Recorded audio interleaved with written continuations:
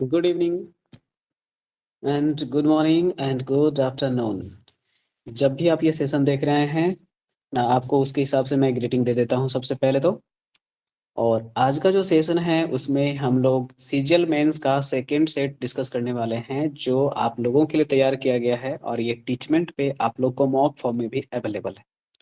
तो जो भी स्टूडेंट ये वीडियो सेशन अगर आप लोग देख रहे हैं यूट्यूब चैनल पे, तो आप टीचमेंट पे जा करके हमारा कोर्स खरीद सकते हैं और उसमें आप इनरोलमेंट हमसे प्राप्त करके बेहतरीन मॉक का या इंग्लिश के कंप्लीट मॉक का एक अच्छा ही मतलब सब्सक्रिप्शन पा सकते हैं। तो चलिए हम लोग इस सेट को डिस्कस करते हुए भी बीच बीच में बातें करेंगे आप लोग के साथ में।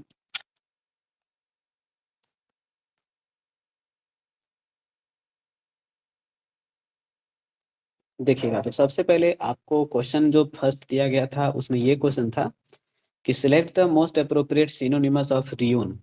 अगर आप एक अच्छे स्टूडेंट हैं तो आपको पता होगा कि रियून का हिंदी जो होता है वो बर्बाद करने के सेंस में आप यूज करते हो, है ना। किस सेंस में यूज करते हो? बर्बाद करने के सेंस में आप यूज करते हो। तो रियून का मतलब डिस्ट्रॉय का सेंस होता है, तो आप ऑप्शन के हिसाब से यहाँ पे जा सकते हो, सी कर सकते हो आंसर, डिस्पॉयल। ठीक है, चलिए अब देखो यहाँ पर ऑप्शन में कोई खास ऑप्शन है नहीं। रिकवर आपको पता ही था, फिक्स मतलब आप जानते ही हो, तो आंसर आप सी कर ही चुके हो। रिवैम्प का मतलब होता है ना कि अगर आप किसी चीज को दोबारा से उबारना चाहते हो तो आप यूज कर सकते हो। रिवैम्प का मतलब हो रहा है किसी भी चीज को, पुरानी चीज को दोबारा से सही स्थिति में लाने के सेंस में, यानी उबारने का हिंदी सेंस आप यूज कर सकते हो। सेकंड क्वेश्चन आपके पास में लिखा है एस्पेरिटी, जिसका मतलब होता है कि अगर आपके अंदर थोड़ी भी कठोरता है तो आप एस्पेरिटी के शिकार हो। तो aspersion का मतलब निंदा होता है। कुछ बच्चे अगर नहीं जानते हो तो मेंशन कर लेंगे, अपना नोटबुक हमेशा पास रखेंगे स्टूडेंट। और जब भी ये वीडियो सेशन आप बढ़ा करके स्पीड भी देखते हो तो एक बार आप लोगों को एक बार ध्यान रखना है कि कोई भी वर्ड मैं जो सिखाता हूँ उन्हें आप कर लेंगे। तो aspersion का मतलब मैंने कलंक सिखाया था, है ना। कलंक सिखाया होता है हिंदी भाषा में, कलंक। तो आपको यहाँ से पता चलेगा कि एस्पेरिटी जो वर्ड यूज होता है इसका मतलब आप कह सकते हैं कि ये पूरी तरह से कलंक, कठोरता, असभ्यता, ये सारे सेंसों में यूज होता है ना। असभ्यता के सेंस में आप यूज करते हैं। तो आपको पता चल रहा होगा कि जब एंटोनिमस का डिमांड किया जा रहा है आपसे, तो आप आंसर क्या कर सकते हैं? सिविलिटी यूज कर सकते हैं। एक्रीडिटी कठोरता होता है, बिटरनेस क्यूरियोसिटी उत्सुकता होता है, एक्साइटमेंट। और वायरलिटी का मतलब आप समझ जाओ कि किसी यंग आदमी के लिए यूज करना। और इसमें कह सकते हैं कि यौवन कह सकते हैं, उत्साह कह सकते हैं, मैनलाइनिश कह सकते हैं। यानी वायरलिटी आपके लिए हो सकता है रिवीजन के लिए एक अच्छा वर्ड हो, है ना। यौवन से भरा, उत्साह से भरा आप हिंदी कर सकते हैं। थर्ड वर्ड आपके पास में कोलोशल है। कोलोशल का हिंदी हम लोग जानते हैं कि बहुत विशालकाय, बिल्डिंग वगैरह के लिए आप यूज करते हैं। तो हिंदी सेंस अगर आप यूज करेंगे तो विशालकाय का हिंदी होगा। और जब विशालकाय का हिंदी अर्थ आपके पास आता है तो ऑटोमेटिक है कि आपके पास में जिगांटिक वर्ड आएगा, जो ह्यूज का साइनोनिमस आपने पढ़ा होगा। माइन्यूट का हिंदी सूक्ष्म होता है स्टूडेंट, आप इसको मिनट भी पढ़ सकते हैं, लेकिन एडजेक्टिव सेंस में इसको आप सूक्ष्म के सेंस में यूज करिएगा। मिनिस्कल भी सूक्ष्म होता है। और लिलीपुट का मतलब या लिलीपुटियन का मतलब आप समझ जाओ, जो बौने कद के होते हैं उन लोगों के लिए यूज करना चाहिए। चौथा वर्ड आपके पास में इमुलेट है। इमुलेट का मतलब होता है कि मान लेते हैं कि कोई नियम कानून वगैरह को आप दिल से स्वीकारना चाहते हैं, तो वो होता है इमुलेट। मैं कोई कहानी और क्लू वहां पर ही बताऊंगा जो कि कहानी और क्लू बताने से आपके भी माइंड में सेट हो सके। तो मैं कोई कहानी नहीं बता रहा हूँ, मैं डायरेक्ट ही बता रहा हूँ। इमुलेट का मतलब स्वीकारना, आपको डायरेक्ट ही याद करना चाहिए। अब देखिए, स्वीकारने का उल्टा निगलेक्ट हो सकता है, इसलिए आंसर सी दिया गया है आपका। और बी ए एस एच यहाँ पे वर्ड यूज किया है, जिसका मतलब होता है किसी को पीटने का सेंस, है ना। बैस मतलब पीटना। रिस्पेक्ट आप जानते ही हैं। स्पॉइल्ड का मतलब होता है आपके पास में बर्बाद करने का सेंस होता है, डैमेज करने का सेंस होता है इसमें। तो आप मार, इम्पेयर और डिफेस यूज कर सकते हैं, स्पॉइल। चलिए, नेक्स्ट वर्ड भी एंटोनिमस का ही एक वर्ड है, हॉस्टाइल। और हॉस्टाइल का हिंदी हम सब जानते हैं कि ऐसा व्यक्ति जिसके अंदर दुश्मनी की भावना होती है उसे हम हॉस्टाइल नेचर का आदमी कहते हैं। हिंदी सेंस होता है दुश्मनी से भरा। अब जब हिंदी में आप दुश्मनी से भरा बोलते हैं तो ऑटोमेटिक है कि आपको समझ में आ रहा था कि ये आदमी कभी भी आपके फेवर में तो कोई डिसीजन नहीं देगा, है ना। आपके देखा देखी की बात होती है तो वहां भी आपके बारे में ये सही जानकारी पूछने वाले को नहीं देगा। तो आप समझ रहे हो कि अनफेवरेबल का यह साइनोनिमस है, तो एंटोनिमस में फेवरेबल ही आना था। हैंडी काफी पुराना शब्द है और काफी प्रचलित वर्ड है, सबको पता होना चाहिए कि जो काम हाथों से हो सकता है, इतना आसान काम, तो हैंडी का मतलब हाथों से होने वाला, यानी काफी आरामदायक काम, इजी, कॉन्वेनियंट, आप ये सब यूज कर सकते हैं। एक्यूरेट यानी 100% सही होता है, और एंटागोनिस्टिक का मतलब आप जानते हैं कि विरोधी होता है, एंटागोनिस्टिक विरोधी। चलिए एक वर्ड और आपके पास में सिनोनिमस सेक्शन का रखा गया है, डिप्लीट, जिसका हिंदी होता है क्षय होना। अब देखिए क्षय होने का मतलब डैमेज होने का सेंस होता है, और डैमेज होने के सेंस में अगर आप बात करेंगे तो आंसर डैमेज ही डायरेक्ट दिख रहा था। फैंसी काफी पुराना वर्ड है, सबको पता होता है कि कल्पना होता है। ओल्ड पुराना, हाई मतलब ऊंचा होता है। पीक्यूआरएस का एक क्वेश्चन आपके पास बहुत ही छोटा सा दिखाई पड़ रहा है, जिसको हम लोग अरेंज कर लेंगे, और S1 और S6 के बीच में एबीसीडी अरेंज करना है। तो सबसे पहले आप देखोगे कि ए में यानी S1 में रखा गया कहानी क्या था। कल यहाँ पे लिखा है कि बिसाइड्स देयर इज समथिंग। आपको लगेगा कि देयर इज समथिंग के बाद होना क्या चाहिए, तो देयर इज समथिंग के बाद यहाँ पे हमको तो यही लग रहा था कि समथिंग आपके पास एक प्रोनाउन टर्म है, और प्रोनाउन टर्म किसी भी दूसरे नाउन के साथ या प्रोनाउन के साथ जुड़ेगा और बीच में डिमांड करेगा प्रीपोजिशन वगैरह का। तो मुझे लग रहा है कि समथिंग इज मिसिंग, लेकिन देयर के बाद इज लगा दिए हैं, तो फिर इज भी नहीं आ सकता है, तो प्रीपोजिशन टर्म वगैरह होना चाहिए था। तो इससे पता चलता है कि इन ही आ सकता है।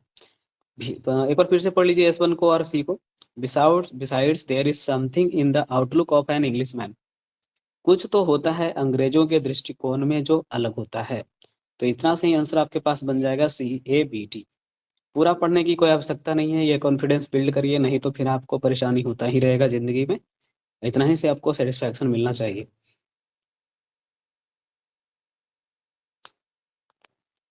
सेकंड क्वेश्चन आपके पास में लिख रहा था कि great people can direct the masses with their strong determination and will. जितने भी नाउन आएंगे उसको अंडरलाइन करेंगे, ये भी आपका PQRS अरेंजमेंट बनाने का एक बेहतरीन तरीका होता है। तो जो महान लोग होते हैं वो अपना डिटर्मिनेशन का प्रयोग करते हैं और अपनी इच्छा शक्ति का प्रयोग करते हैं। अब आपको बताना होगा कि ये जो ग्रेट पीपल हुए, इन ग्रेट पीपल में कुछ लोगों का उदाहरण बताइए तो जरा, है ना। तो ग्रेट पीपल में कुछ लोगों का उदाहरण जब बताने की आप बात करोगे, तो आपको यहाँ से समझ में आएगा कि यहाँ पे कुछ एग्जाम्पल के लिए पर्सन को लाना पड़ेगा, एक दो लोगों को। तो एक दो लोगों के लिए हमने सबसे पहले गांधी जी को ही रख दिया, है ना। या फिर आप कहोगे सर गांधी जी का चर्चा तो और भी जगह पे है, तो मुझे लग रहा है कि महात्मा गांधी टर्म ज्यादा अच्छा है गांधी जी से। तो पहले हम क्या करते हैं, डी को ही मान लेते हैं कि S1 के बाद रख सकते हैं, कि गांधी जी इसके परफेक्ट एग्जाम्पल थे। अपनी इच्छा शक्ति से दुनिया को प्रभावित करने वाले लोग बहुत हैं, और उनमें महात्मा गांधी जो हैं इसके क्या है, परफेक्ट एग्जाम्पल है। आर्टिकल ए से मुझे पता चल रहा है कि ये आपका स्टार्टर जो S1 रखा गया है उसके बाद का टर्म हो सकता है। अब इतना कॉन्फिडेंस अगर आपके अंदर है तो आप आंसर डायरेक्ट भी कर सकते हैं। 9th नंबर में कह रहा था कि सारिका नेशनल पार्क जो है एक वाइल्ड लाइफ सेंचुरी है, जो कि आपका 107 किलोमीटर दूर पड़ता है जयपुर से। आपको ध्यान ये देना है कि सारिस्का नेशनल पार्क जो है ये एक पार्क है, ये अभी तक सिर्फ चर्चा में है, राजस्थान में है, जयपुर में है, ये बात यहाँ पे है। अब इस पार्क की आगे की कहानी के लिए हमारे पास जो टर्म होना चाहिए था वो पार्क होना चाहिए था। पार्क और पार्क वर्ड से ऐड करके चलते हैं। तो हम देख रहे हैं क्या कि यहाँ पे लिख रहा है द पार्क, और यहाँ पे डी में लिख रहा है द पार्क। दोनों पार्ट को पढ़ते हैं। पार्क है हिस्टोरिकल मोनूमेंट एंड टेम्पल। ठीक है, मोनूमेंट जितना भी नाउन आता है उसको अंडरलाइन करने का सलाह मैंने आपको दिया है, जरूर कीजिएगा। तो मोनूमेंट और टेम्पल को मैंने अंडरलाइन कर दिया। अब मैंने जैसे ही मोनूमेंट और टेम्पल को अंडरलाइन किया तो मुझे बीच दिख रहा है यहाँ पे, तो मुझे लग रहा है कि ए के बाद बी का कनेक्शन बन रहा है। तो मैंने क्या किया कि ए बी को साथ कर दिया। अब हमको डी से भी स्टार्टर लग रहा था, तो मैंने डी सी को साथ कर दिया। और ऑप्शन क्रिएट कर लो DC AB, या तो ऑप्शन कर लो ABDC। अब देखो ऑप्शन क्या दोनों है, ABDC ऑप्शन नहीं है, DCAB ऑप्शन है। आंसर कंफर्म एक ही होगा तो होगा। कॉन्फिडेंस अगर आप फिर से रखते हो अपने पास तो आगे बढ़ जाओ। कह रहा था कि एक लाइब्रेरी एक सिस्टमेटिक और ऑर्गेनाइज्ड कलेक्शन होता है जिसमें इंफॉर्मेशन रिसोर्सेस होते हैं।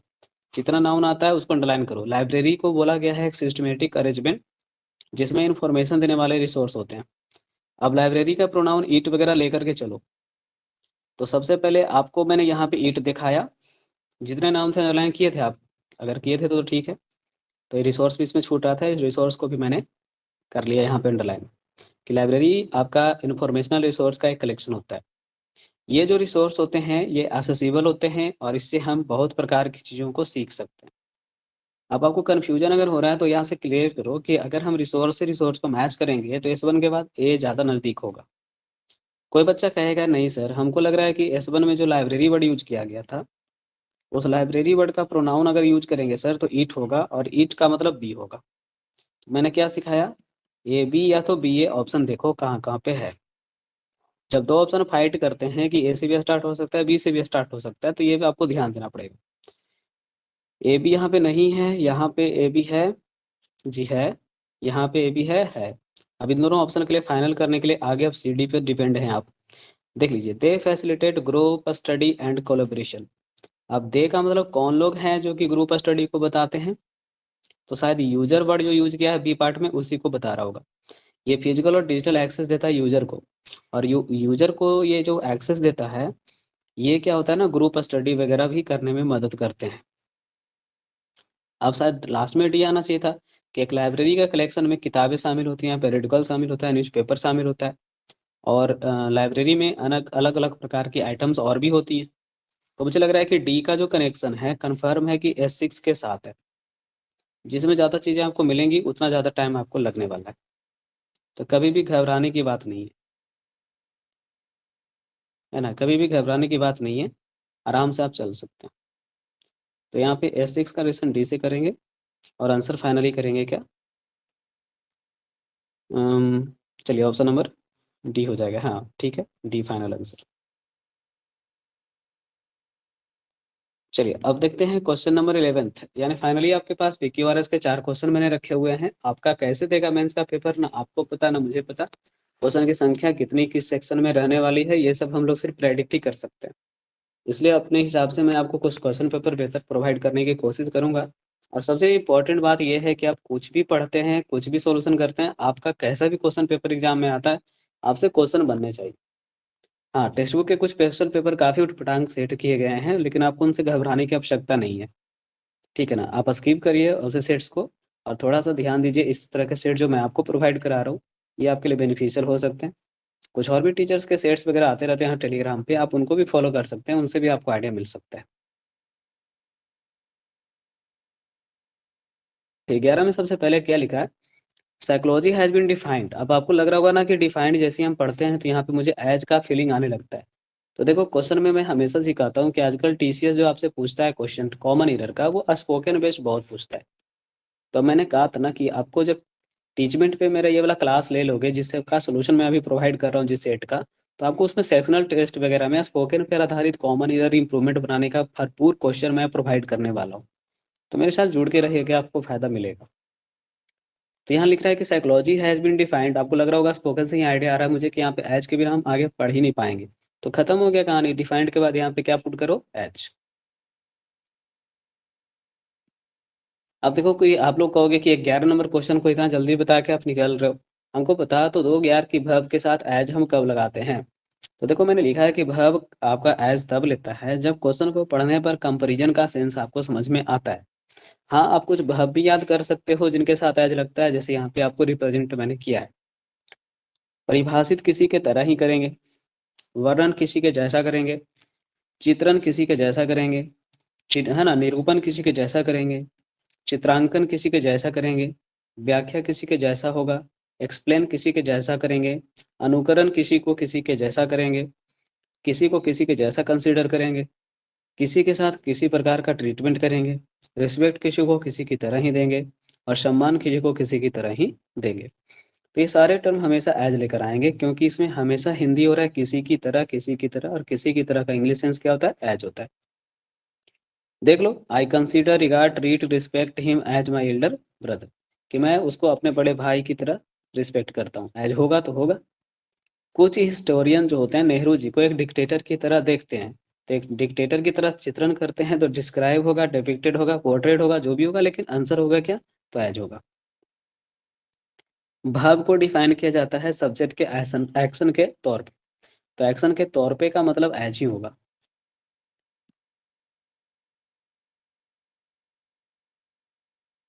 देखिए, 12th में कॉमन ईरर है, ये काफ़ी पुराना क्वेश्चन है और आप लोगों को अगर नहीं पता है तो मैं शॉर्टकट में बताऊँ कि जब भी क्वेश्चन में एनो का कॉम्बिनेशन मिलता है तो बट मिलना चाहिए देन नहीं। तो क्या लिख रहा है? It is nothing else but, और क्वेश्चन में क्या रखा हुआ है? देन। ठीक है, तो पहले तो करेक्शन आप कर लो कि नथिंग एल्स के बाद हम जब भी यूज़ करते हैं तो बट का यूज़ करते हैं, देन का नहीं। तो पहले तो ये क्वेश्चन का करेक्शन हो गया, बाकी आपको डिटेल चाहिए तो अगले स्लाइड में आइए। लिखा हुआ है यहाँ पे कि but carry but as pair conjunction. कुछ वर्ड हैं जिनके साथ आप बट का ही यूज करते हैं कंजक्शन के पेयर के तौर पे, जैसे नथिंग बट होता है, नन बट होता है, नथिंग एल्स के बाद बट होता है, जिससे अभी क्वेश्चन आपका था। नॉट ओनली के बाद भी बट या बट ऑल्सो का प्रयोग किया जाता है, ये भी काफी फेमस कॉम्बिनेशन है, सबको पता है। आ जाओ यहाँ से कुछ एक्स्ट्रा कॉन्सेप्ट भी मैं आपको सिखा देता हूँ इसका। देखो ध्यान देना यहाँ पे कि जब नन बट और नथिंग बट का यूज होता है ना तो वर्ब हमेशा प्लूरल होता है। ठीक है, देख लो यहाँ पे, none but the brave deserve respect. करा ना, किसी और को नहीं बल्कि बहादुरों को। तो बहादुरों का मतलब द ब्रेव प्लूरल नाउन आपके पास माना जाता है, किसी भी एडजेक्टिव के साथ नाउन लगाने से पता होगा आपको। प्लूरल वर्ब होगा तो डिजर्व होगा, आंसर डिजर्व्स नहीं। Nothing but the trees seen here. तो सबको पता है कि यहाँ दिखने वाली चीज है पेड़ है, पेड़ का मतलब प्लूरल है, प्लूरल है तो क्या हो गया? आर हो गया। Not only he but also you. तो इसमें सिखाते हैं कि नॉट ओनली आपका जो कंजक्शन लेता है वो दो जगह लेता है, इसमें सब्जेक्ट हमेशा कौन लेना है? सेकेंड वाला। तो यू के हिसाब से क्या यूज करेंगे? आर। तो कुछ एक्स्ट्रा कॉन्सेप्ट भी आपने सीखा यहाँ से शायद, है ना। 13th नंबर क्वेश्चन के लिए आ जाओ, और आप लोग समझ रहे हो कि यार नो एरर है तो क्यों है, एक बार आप क्वेश्चन को पढ़ लें जो पहली बार इसको सोल्यूशन अभी देख रहे हैं।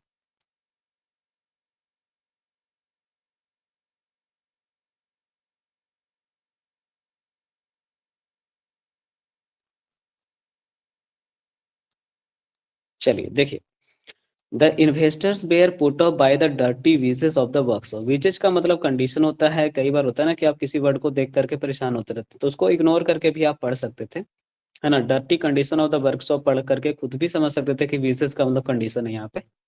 तो इन्वेस्टर जो थे वो क्या हो रहे थे ना, अवॉइड कर रहे थे कि हम अभी नहीं आपके साथ डील करेंगे क्योंकि आपका वर्कशॉप इतना गंदा है। तो पुटअप का मतलब मैंने अगर आपको नहीं सिखाया तो आपको सीखना भी चाहिए खुद से ना, कि अरे यार सच बोल रहे हैं टीचर, मैच वगैरह को डिले करते हैं। उसी तरह से यहाँ पे एग्रीमेंट किसी से आप करने के लिए जा रहे थे, लेकिन आपका वहाँ कंडीशन खराब देख के आपने उसको पोस्टपोन कर दिया कि नेक्स्ट टाइम हम आपसे बात करेंगे।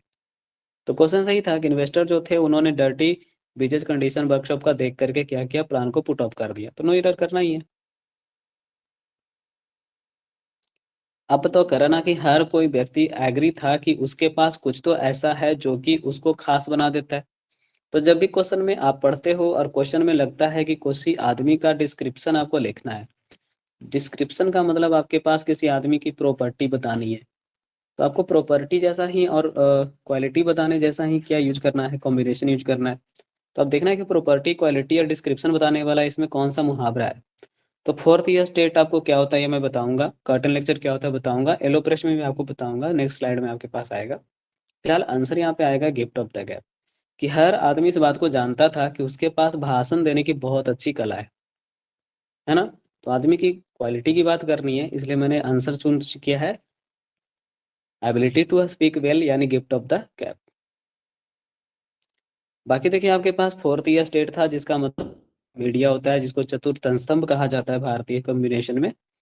कॉटन लेक्चर का मतलब होता है बीवी की डांट होती है, जो खास करके शादीशुदा होने के कारण नई नई बीबियां जो होती हैं वो पर्दे के पीछे से हस्बैंड को कुछ सुना रही होती हैं, उस सेंस में आप यूज कर सकते हैं कर्टन लेक्चर। कर्टन लेक्चर नहीं समझ में आया तो समझना पर्दे के पीछे से डांटना। येलो प्रेस का मतलब यही समझना है कि ऐसा न्यूज़पेपर जो हमेशा सनसनीखेज खबरें ही छापता है। और गिफ्ट ऑफ द गैप तो मैंने आपको बताया ही कि भाषण देने की कला होता है, टैलेंट फॉर स्पीकिंग होता है, इसी वजह से ये आंसर भी था। Trips man cautiously came to collect the item left by the official, मैंने हिंदी करके बताया था कि मान लेते हैं कि आप यहाँ पर समुद्री मार्ग से जाते हो, है ना, समुद्री मार्ग से आप जाते हो और यहाँ पर किनारे पर कुछ है जो कि गिरा करके चले जाते हो। तो यहाँ पर से कोई आदमी आगे आएगा और वो गिराया हुआ आइटम को उठा करके लेके जाएगा। तो क्वेश्चन में सेंस आपके पास में क्या है? कम फॉरवर्ड ही ना, आगे बढ़ना। तो आगे बढ़ने के सेंस में यूज करोगे तो क्या आंसर आना है? एक। बाकी तो आपको पता है कि कम आफ्टर, कम अफार, कम आहिर, ये दोनों टर्म का यूज तो हम लोग कम के साथ करते भी नहीं है। है ना। इन तीनों का यूज तो हम लोग कम के साथ करते भी नहीं है, इस वजह से ये आंसर हो भी नहीं सकते। अब देखो, जिन स्टूडेंट को लगता है कि फिल इन द ब्लैंक्स इतना लेंदी पूछेगा, तो ऐसा कुछ नहीं है, आपसे कुछ भी पूछ सकता है। आजकल के समय में कंपटीशन का कुछ भी नहीं कहा जा सकता। हाँ, आपको अगर टाइम कंटिन्यू रूप से प्रैक्टिस करते रहते हो ना, तो टाइम कंज्यूम करने वाले क्वेश्चन भी टाइम सेविंग टेक्निक से आप बना सकते हो। एक बात ध्यान दो, यहाँ पे ब्लू व्हेल को लार्जेस्ट एनिमल माना जाता है जो कभी रहता था।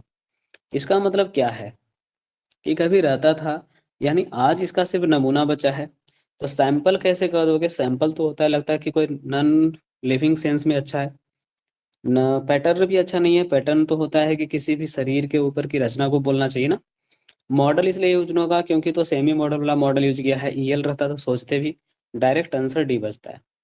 फिर भी आप बताओ, कह रहा है कि दिस एनिमल वर हंटेड। अब हंटेड का मतलब ही है कि शिकार होगा, शिकार करने की वजह से ही ये अस्तित्व विहीन हो जाता है। इतना अच्छा से अगर आप समझ पाते हो, तो फिर अस्तित्वहीन कहने का कोई मतलब ही नहीं है। यहाँ पर क्या आपको डाउट होगा? आप समझ जाओगे कि हाँ सर, डी ही हो सकता है सर।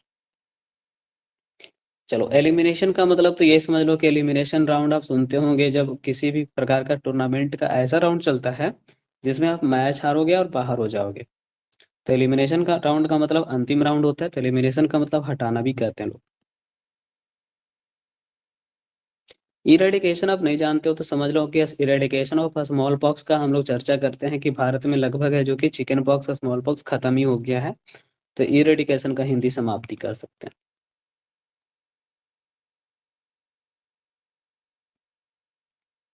चलो, hit the nail on the head, इतना पुराना मुहावरा तो नहीं है, लेकिन इतना ज्यादा बार पूछा गया और आज स्टूडेंट के नजरों से गुजरा होता है कि ये सबको याद रहता है। कि hit the nail on the head का मतलब एकदम सिर पर आपने कांटी से मारा किसी को, है ना, एकदम सही निशाना लगाना। अब सही सही निशाना लगाने का मतलब है कि आंसर आपके पास में हो जाएगा क्या? 4, है ना। Do something exactly right. अब यहाँ पे बारी आता है हीट इडियम्स का, जिस ये देखो क्या करना चाहिए आपको, स्क्रीनशॉट ले करके अपने ग्रुप वगैरह स्टडी जहाँ करते हो वहां पे डाल देना चाहिए। और कभी भी, जब कभी भी आपको हीट से रिलेटेड इडियम्स का आता है कॉम्बिनेशन, तो एक बार उसको सर्च करके डिस्कस करके पूछताछ कर लेना चाहिए। ये सब चीजें करते रहिए। पढ़ाई का कोई सीमा नहीं है, लेकिन पढ़ाई को एक सीमा तक करिए तो फिर आपको लगेगा कि हर चीज का एक सीमा था, और उसके बाद चीजें मुझे रिपीट करने लगती हैं और कितने आसान लगती है। अब हम इतना बार पढ़ाते हैं तब तो ये चीजें मुझे काफी समय तक याद है। तो आप भी कर सकते हो, मेरे इतना तो नहीं कर सकते हो क्योंकि हमको सिर्फ एक सब्जेक्ट पढ़ाना होता है। आपको तो सारे सब्जेक्ट पढ़ने होते हैं, लेकिन कर सकते हो। तो hit the nail on the head का हिंदी हो गया एकदम सही सही निशाना लगाना। अब जब हिंदी ही आपके पास हो रहा है सही सही निशाना लगाना, तो आंसर तो आएगा ही राइट, है ना। Aim rightly, do something rightly. Hit the jackpot का मतलब हिंदी होता है खजाना हाथ लगना। ठीक है, खजाना हाथ लगना। हिट द सैक का मतलब होता है सो जाना, है ना, सो जाना। Hit the sack. कि अरे यार, तुम तो बिस्तर पर जाते नहीं हो। और सैक मतलब जानते हैं क्या होता है? सैक मतलब होता है बोरी। कि अरे यार, ये आदमी जाता नहीं है बेड पे, कि गेहूं की बोरी की तरह, है ना, सो जाता है। Heat the bull Sai. अब कहने का यही सेंस है आपके पास में कि आप एकदम आंख में निशाना लगा रहे हो ना। आपको बुल नहीं दिख रहा है, बुल आई दिख रहा है, एकदम अर्जुन की तरह निशाना लगाना। ठीक है ना, अर्जुन की तरह निशाना लगाना। चलो, अर्जुन की तरह निशाना लगाने के सेंस में आप यूज करोगे हिट द बुल साई। जब भी कहानी भूल जाओ तो यही सोचना है कि अर्जुन को क्या दिख रहा था, तो चिड़िया नहीं, चिड़िया की आंख दिख रही थी और सबको चिड़िया और पेड़ वगैरह दिख रहे थे। हीट द पेवमेंट, ये थोड़ा सा आपको कंफ्यूज कर सकता है, तो आप इस रिवीजन के लिए रख सकते हो। और समझना है कि पेवमेंट का मतलब होता है ना क्या, कि जब आप सब जगह ढूंढ लेते हो ना, तब आप जनरली बेड वगैरह के नीचे ढूंढते हो चीजों को, याद है ना। तो वही आपके पास है कि हिट द पेवमेंट का मतलब होता है कि एकदम नीचे जाकर बेसमेंट तक मैंने ढूंढा यार, क्योंकि वो बहुत जरूरी चीज था। ठीक है, तो जरूरत की तलाश में, जरूरत की तलाश में, कि जब हम जरूरी चीज की तलाश में होते हैं ना, तो हम लोग कहीं भी ढूंढ लेते हैं। मान लो कि आपकी अंगूठी गिर जाए बेसिन में, तो आप कहाँ तक ढूंढोगे? नाली तक ढूंढोगे ना। तो वही सेंस है। तो हीट द बुक का मतलब हो गया कुछ नहीं है भैया, आप किताब को भी एक नज़र दौड़ा लो, गो टू स्टडी। तो हीट द बुक का मतलब go to study, hit the sack मतलब गो टू स्लीप। आपको यहाँ से रिलेट भी करना चाहिए कि इन दोनों में ही गो का कॉम्बिनेशन है। और मुझे याद होना चाहिए कि गो टू स्लीप बताओ जी, तो हीट 10 है। गो टू स्टडी जी, तो हीट द बुक।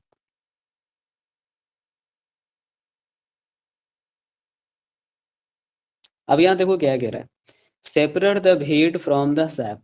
अब सैप का मतलब भूसी हो गया और व्हीट का मतलब गेहूं हो गया। समझ लो कि आप ना यहाँ से गेहूं को अलग कर रहे हो भूसी से, या गेहूं को कुट्टे से अलग कर रहे हो। इसका मतलब क्या है कि आप किसी वैल्यूएबल चीज को बर्थडे चीजों के बीच से अलग कर रहे हो।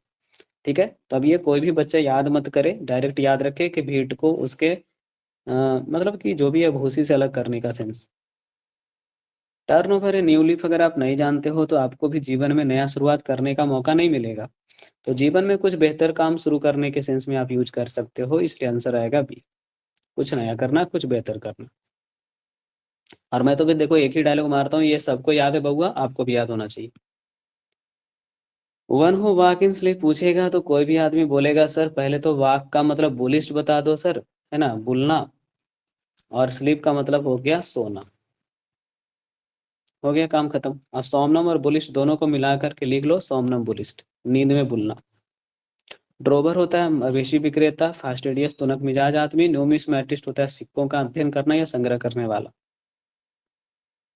और ये सब वर्ड इतने फेमस हैं कि सबको याद है भाई। Person or thing that has the name as another, यानी नेम से कहना चाह रहा था, है ना। जब एक दो व्यक्ति का एक ही नेम होता है तो उसको सेम नेम बोलते हैं या क्या बोलते हैं, नेमसेक बोलते हैं। तो नेमसेक सेम नेम याद कर लो तो अच्छा रहेगा। सीडोनिम का मतलब होता है जो कवि वगैरह अपना काल्पनिक नाम रख लेते हैं लिखने के लिए, छद्मनाम। सक्सेसर का मतलब नेक्स्ट जेनरेशन होती है, अगली पीढ़ी होती है। नेक्स्ट क्वेश्चन है someone of person who sells and arranges cut flower. तो सबको पता कट फ्लावर बोला है कि फ्लोरिस्ट, आंसर कर दो फूल विक्रेता। न्यूट्रिशन का देखरेख करने वाला न्यूट्रिशनिस्ट हो गया, एग्रीकल्चर से रिलेटेड एग्रीकल्चरिस्ट हो गया, और बायोलॉजी के प्लांट का अध्ययन करने वाला बोटनिस्ट हो गया।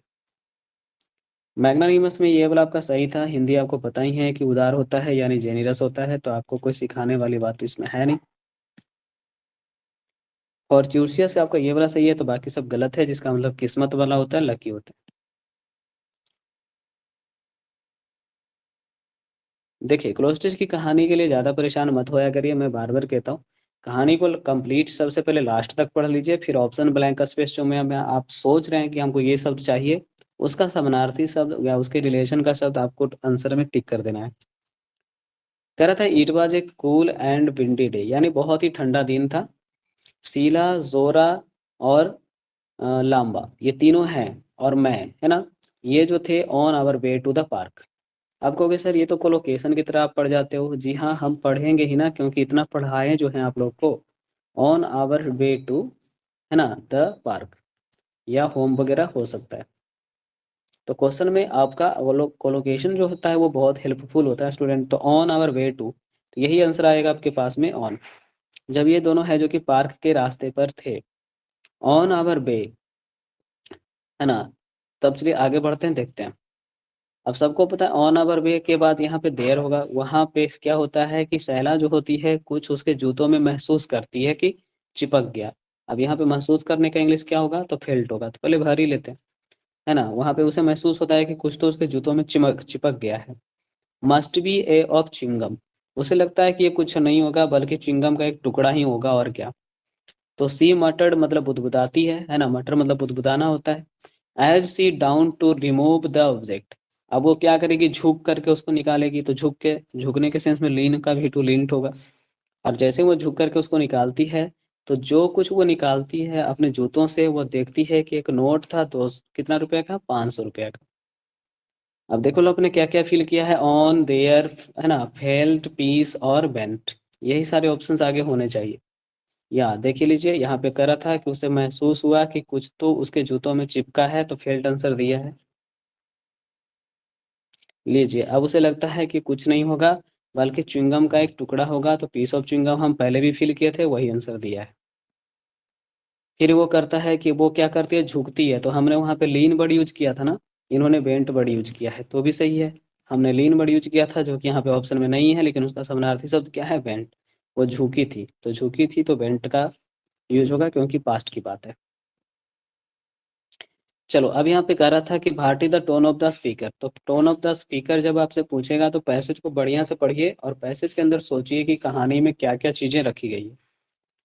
सबसे पहले देखो, सिनिकल का मतलब होता है दोषदर्शी। अगर आपने दोष निकालने का कोशिश किया है पैसेज में, किसी नेगेटिव बात को रखा है, तब तो ठीक है। पेसिमिस्टिक का मतलब आप सब जानते हो कि निराशा की सेंस में बातें हो रही हैं, कोई नेगेटिव थॉट को पैसेज में बहुत ज्यादा बताया गया है तब।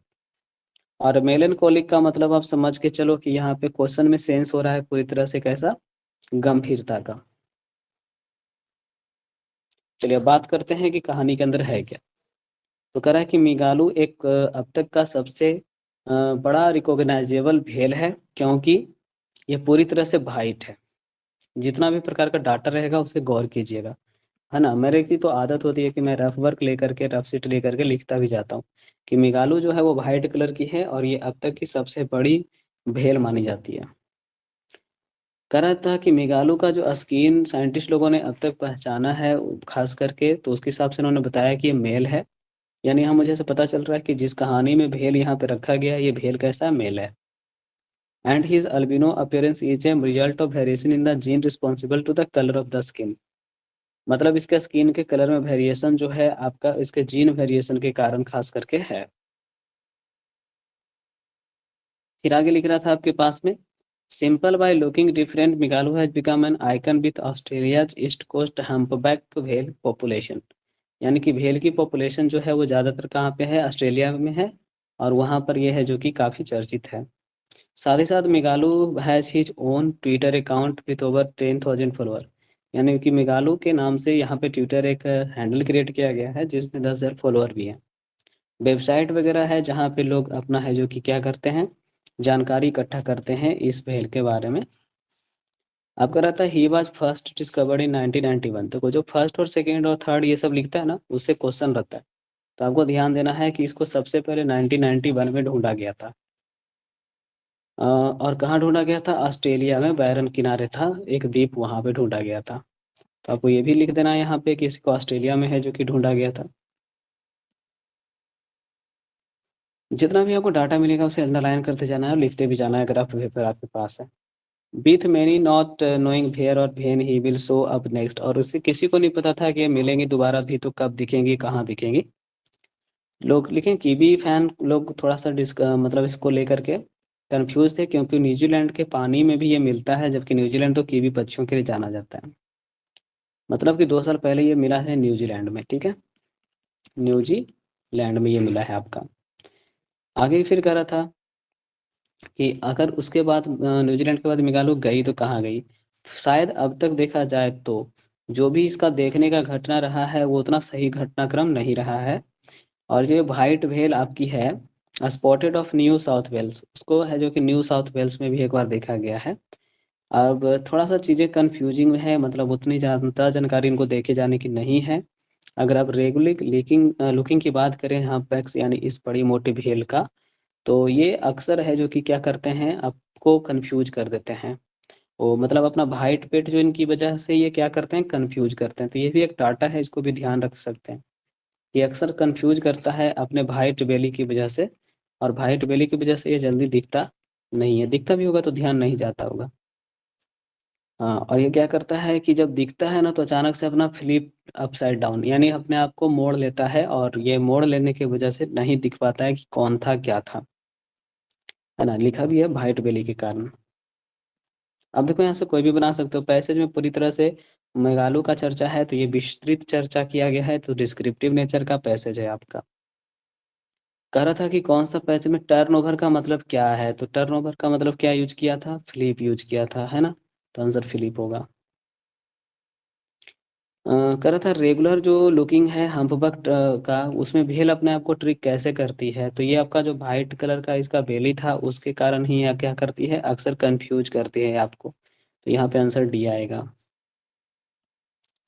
फिर कह रहा था कि पैसेज का थीम आपको क्या लगता है। तो मैं तो कहूंगा कि पहले तो देखो, जिस चीज का सबसे ज्यादा चर्चा होता है जब भी थीम डिसाइड करते हो तो हमेशा शीर्षक वाले स्टाइल में डिसाइड करो।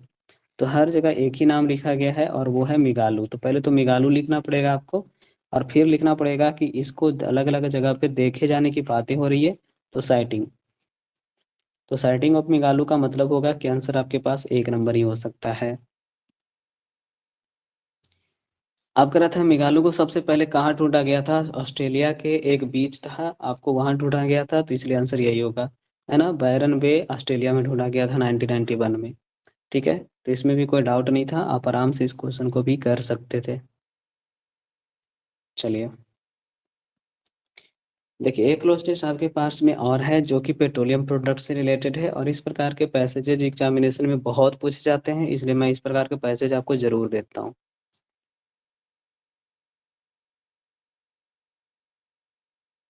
देखो सबसे पहले लिख रहा है, आज के समय में पेट्रोलियम जो होते हैं ये वास्ट अंडरग्राउंड रिजर्वर में पाए जाते हैं, जो एंशियंट समुद्रों में मतलब कभी रहे होंगे, यानी प्राचीन समुद्रों के सूख जाने के बाद उनके ऊपर बने नए समुद्रों से पेट्रोलियम प्राप्त का किया जाता है। पेट्रोलियम के जो रिजर्वर होते हैं इसको आप पा सकते हैं लैंड के नीचे में, ओशन फ्लोर के नीचे में। इनका जो क्रूड ऑयल होता है वो एक्सट्रैक्ट किया जाता है बड़े बड़े ड्रायल ड्रिलिंग मशीनों के द्वारा।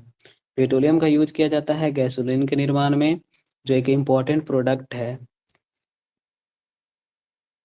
गैसोलीन को ही और हम लोग क्या बोलते हैं? स्पार्क इग्निटिंग इंजन भी बोलते हैं। और इसके बाद क्या होगा? आफ्टर द फ्यूल, तो सबको पता है फ्यूल को हम लोग क्या करते हैं? जलाते हैं। तो यहाँ पे बर्निंग बर्ड का यूज करेंगे, और बर्निंग बर्ड के सेंस में ऑप्शन सोचेंगे।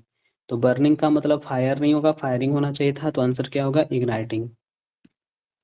हाँ, तो यहाँ तो कह दिया कि हम लोग जब क्या करते हैं फ्यूल को इग्नाइट करते हैं, उसके बाद आगे की कहानी है। आप देख सकते हैं प्रोडक्शन किसका? लार्ज अमाउंट ऑफ एनर्जी का, मतलब एनर्जी बहुत बड़ी मात्रा में आती है। भीच हैपेंस व्हेन द इंक्रीज, तो सबको पता है कि आपकी एनर्जी तब आएगी ना जब हम इसमें और ज्यादा क्या करेंगे? तेज फैलाएंगे इसको, तो तेज ऑयल नहीं करेंगे बल्कि हम उसका आग को और बढ़ाएंगे, तो एनर्जी बढ़ेगी। हाँ, कुछ लोगों को लगेगा कि ऑयल बढ़ाएंगे, लेकिन ऑयल बढ़ाएंगे तो गैसोलीन क्यों नहीं बढ़ाएंगे, इसलिए कंफ्यूजन में दोनों ऑप्शन कैंसिल कर देंगे। बल्कि हम आग को अगर और तेज करेंगे तो इसकी वजह से टेम्परेचर जो फ्यूल का है वो बढ़ जाएगा। ये टेम्परेचर जिस पर ये फ्यूल है जो कि आग पकड़ता है हैज ए वैल्यू, उसका एक स्पेशल वैल्यू होता होगा, है ना। लेकिन क्या लिखा है? इनडिफिनिट वैल्यू होता है, मतलब कोई डिफिनिट वैल्यू नहीं होता है। अलग अलग प्रकार के पेट्रोलियम प्रोडक्ट का अलग अलग हीटिंग वैल्यू होता है, इसीलिए अगर आपकी ज्योग्राफी अच्छी है, आप जानते हैं साइंस में, तो आपको पता चलेगा। तो आंसर क्या हो जाएगा? इनडिफिनिट वैल्यू होता है इनका। फिर आगे लिखा है आपके पास में क्या? बट कैन ऑल्सो बी एलोइस, वो मतलब इनका कलर वगैरह बता रहा था कि ब्लैक भी होता है, डार्क ब्राउन भी होता है, एलोइस भी होता है, रेडिश भी होता है, टैन कलर का भी होता है, ग्रीनिश कलर का भी होता है। यानी कि पेट्रोलियम के अलग अलग पदार्थ होते हैं ना, इसी वजह से ऐसा बोल रहा है। जैसे होता है ना आपके पास में कि पेट्रोल है, डीजल है, केरोसिन है, शायद आपका नेचुरल गैस वगैरह भी है। कलर वेरिएशन इंडिकेट करता है कि इसके अंदर केमिकल कंपोजिशन का डिफरेंट मतलब कि लेवल है क्रूड ऑयल का। In order to smooth and uninterrupted flow of gasoline, अब सबको पता है कि अगर आप चाहते हैं कि स्मूथ वे में ही गैसोलीन का फ्लो मेंटेन रहे, तो सुनिश्चित करने का सेंस है, तो इंश्योर होगा कि अगर आप इंश्योर करना चाहते हैं, श्योर करना चाहते हैं कि स्मूथली इनका है जो कि क्या हो, फ्लो बना रहे, तो ये काफी जरूरी है। इंपरेटिव का मतलब होता है अति आवश्यक, है ना। इंपरेटिव का मतलब अति आवश्यक, ये नहीं सोचना कि इंपरेटिव तो सेंटेंस होता है। इंपरेटिव का मतलब हो गया क्या? अति आवश्यक। यहाँ पे आई का प्रयोग किया गया है। कह रहा है ये काफी इंपरेटिव या कति आवश्यक होता है फील्ड ऑपरेटर वगैरह के लिए, पाइपलाइन इंजीनियर के लिए, और जो भी आपके डिजाइनर्स वगैरह हैं कि वो थोड़ा चौकन्ने रहें जब कभी भी वो है जो कि गैसोलीन वगैरह की लाइनों को बिछाते हैं और उनके कंपोनेंट को फिट करते हैं। Wood material ingredient due to corrosion, जो हो सकता है कि क्या करें? ओ हाँ, fitting wood undergo material degradation due to corrosion, कि कोरोजन के कारण हो सकता है कि मटेरियल डिग्रेडेशन से भी होकर गुजरना पड़ सकता है उनको। बाकी देखो एक तरीका और है कि अंडर को गुजरना है, डिनाई का मतलब इनकार करना, निगेटिव वर्ड है। इमेनेट फ्रॉम का मतलब होता है कहीं से निकलना, तो ये भी आपका है जो कि डिनाई करने का ही सेंस है। और रेसिस्ट विरोध करना भी आपका निगेटिव वर्ड ही है।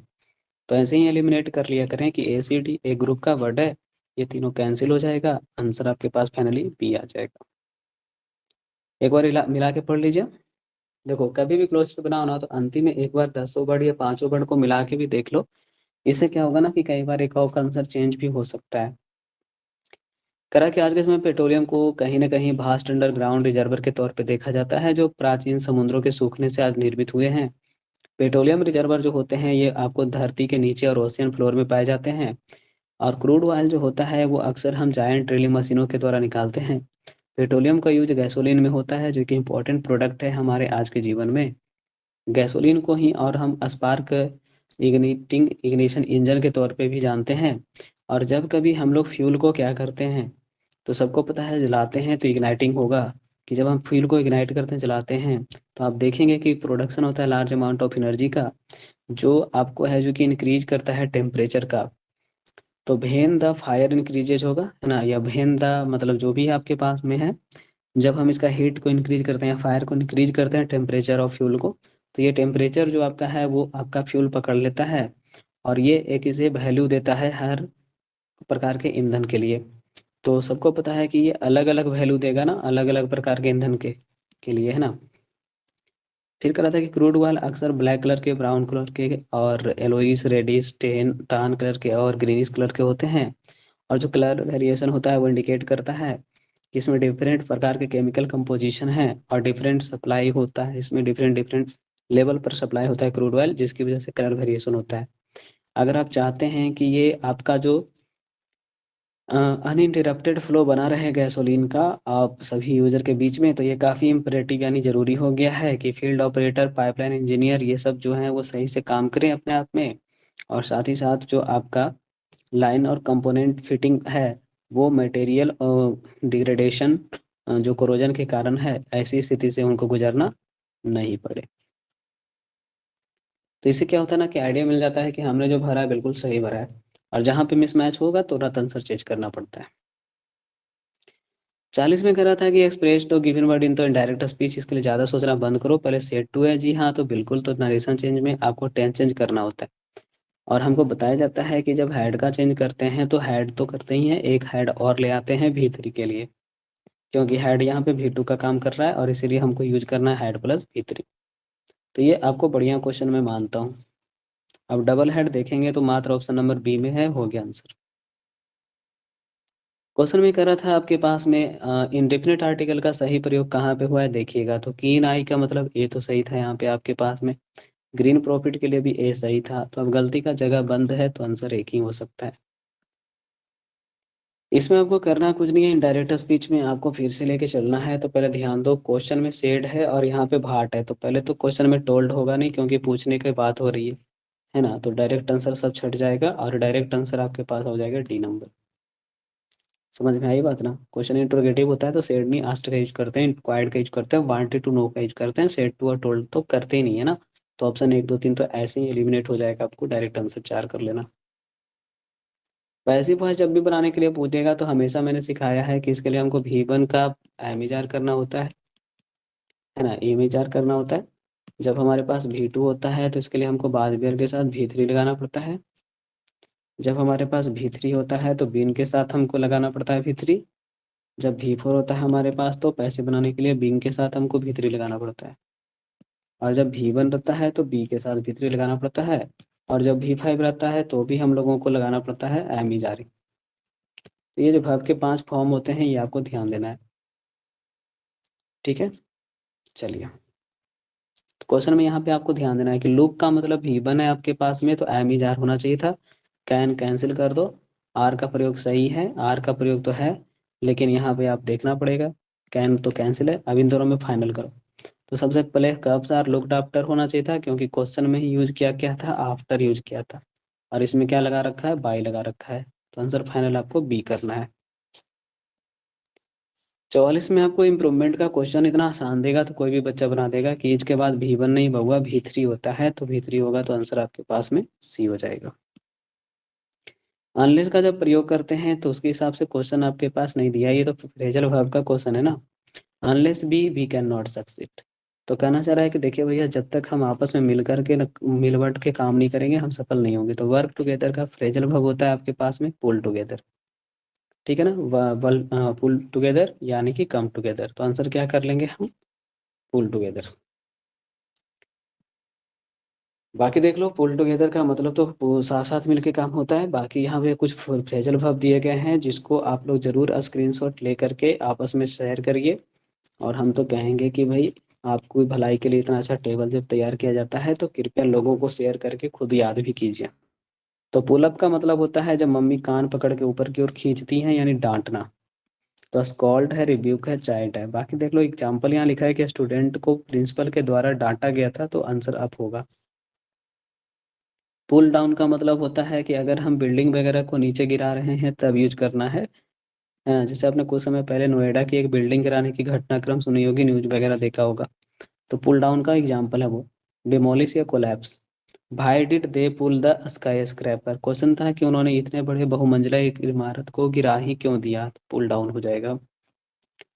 पुल थ्रू का मतलब होता है कि मान लो कि आप लंबे समय से किसी बीमारी से गुजर रहे थे और आपको उस सेंस में बात करनी है, तो आप वहाँ पुल थ्रू लगा सकते हो कि अब मैं उबर गया हूँ।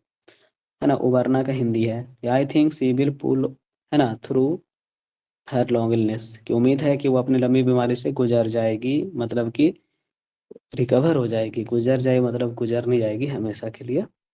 और पुल ऑफ जो होता है ये काफ़ी कम यूज होता है। ये अभी 2 दिन पहले सेट में आया था, मैं डिस्कस कर रहा था कि इसका यूज होता है कि अगर आप किसी प्रकार के आयोजन में सफल होते हैं तो पुल अप का यूज करना है, और डबल एफ का। पुट ऑफ नहीं है भैया, ये पुल ऑफ है, यानी कि पुल ऑफ का मतलब कि हम लोग स्थगित करना ही याद कर ले। तो सक्सीड और एंजॉय के सेंस में होता है कि India pull off the victory at the last over of the match, कि भारत ने जीत को एंजॉय किया या प्राप्त किया अंतिम ओवर में जाकर। तो ये क्वेश्चन था आपके पास में जो सेट नंबर 2 का था, जिसका वीडियो सही से नहीं रहा था रिकॉर्ड उधर आप लोगों को, इसलिए मैंने इसको दोबारा से आप लोगों को दे दिया है ना। आप इसे बढ़िया से एक बार फिर से देख लीजिएगा।